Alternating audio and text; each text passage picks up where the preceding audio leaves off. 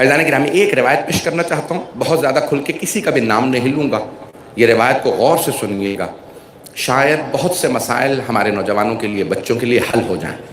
روایت کو بڑے بڑے علماء نے اپنی کتابوں میں درج کیا ہے کہ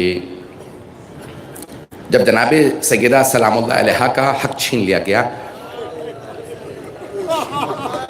تو ایک مرتبہ چند افراد ایک گھر میں بیٹھے تھے، مسجد نبوی کے قریب میں کسی کا گھر تھا، وہاں سب جمع تھے، اور جناب امیر جناب سیدہ مسجد نبوی سے متصل گھر ہے وہاں ہے، تو کسی کے گھر کے اندر چند افراد جمع تھے، 4 افراد وہاں بیٹھے ہوئے تھے، آپس میں باتیں کر رہے تھے، ان کے نام میں نہیں لینا چاہتا۔ تو اب وہ افراد بیٹھے ہیں اور انہوں نے کہا سارے دروازے بند کر دو اور ہم آئندہ کے منصوبے بنا لیں، آپس میں باتیں کر رہے ہیں، کوئی حاکم ہے، کوئی اس کا دوست ہے اور کوئی قریبی احباب ہیں، ان کے دوست ہیں، منصوبے بنا رہے ہیں۔ ان میں سے اچانک ایک مرتبہ وہ محسوس کرتے ہیں کہ حجرے کے سارے دروازے بند ہیں، صحن سب کچھ بند ہے، پھر بھی کوئی اندر آ گیا، اور اندر آنے کے بعد ایک مرتبہ کہتا ہے کہ حکومت تمہاری ہے، میں ایک سوال کرنا چاہتا ہوں، اگر تمہاری حکومت میں کسی مظلومہ کا حق چھین لیا جائے تو تم کیا کرو گے؟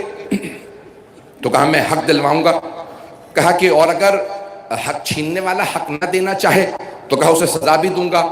کہا اور اگر کسی بھی طرح سے آمادہ نہ ہو تو کہا کہ یہ کیسے ممکن ہے، ہماری حکومت ہے تو ہم کوشش کریں گے۔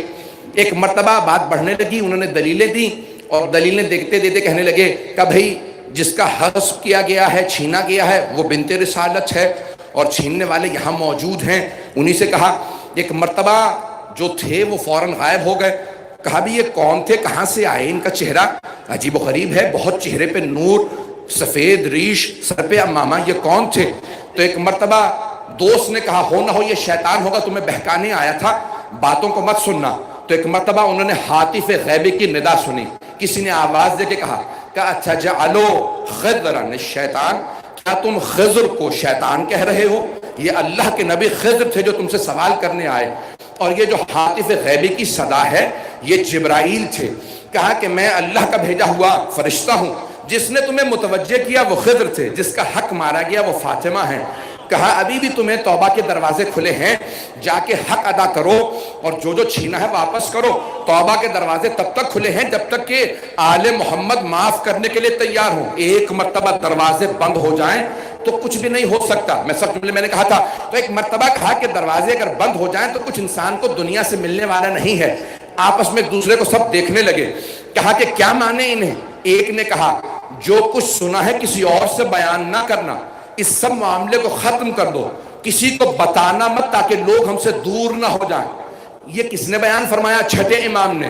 کہا ایسا نہیں تھا کہ سیدہ کے حق کے جانے کے بعد سب خاموش بیٹھے رہے، اللہ نے متعدد دلیلیں دے کے کبھی خضر کو بھیجا، کبھی اس کو ثابت کیا کہ غلط ہو۔ اگر کوئی نہ مانے تو اس کے دل میں کوئی نہ کوئی بیماری ہے۔ ایسا نہیں تھا کہ اللہ بس دیکھتا رہا کہ جو ہو رہا ہے ہونے دوں گا، نہیں، اللہ نے کہا میں نے جن ہستیوں کو اتنا بلند و بالا بنایا، باعظمت بنایا ہے، ان کے حق کو ثابت کرنے کے لیے میں دلیلیں بھیجتا رہوں گا۔ میں آنکھوں میں آنسو دیکھ رہا ہوں، لیکن میں یہ پڑھنا ضروری سمجھتا تھا، میں نے شاید بہت سی باتیں کہہ دی ہوں، لیکن میرے بھائیوں، میری بہنوں، میرے بچوں، میرے بزرگوں، یہ بہت ضروری ہے کہ جناب سیدہ سلام اللہ علیہا کا حق دنیا پہ ثابت بھی کیا جائے، اسے بیان بھی کیا جائے۔ جناب سیدہ سلام اللہ علیہا وہ مظلومہ ہے کہ جنہوں نے خود سے فرمایا ہے اور کہہ دیا ہے کہ یاد رکھو جو بھی میرے حق کا ساتھ دے گا وہی میری شفاعت کا مستحق ہوگا، اور اگر کوئی میرے حق کو چھین لے گا تو یاد رکھو میری شفاعت کے بغیر کوئی بھی بخشش نہ پائے گا۔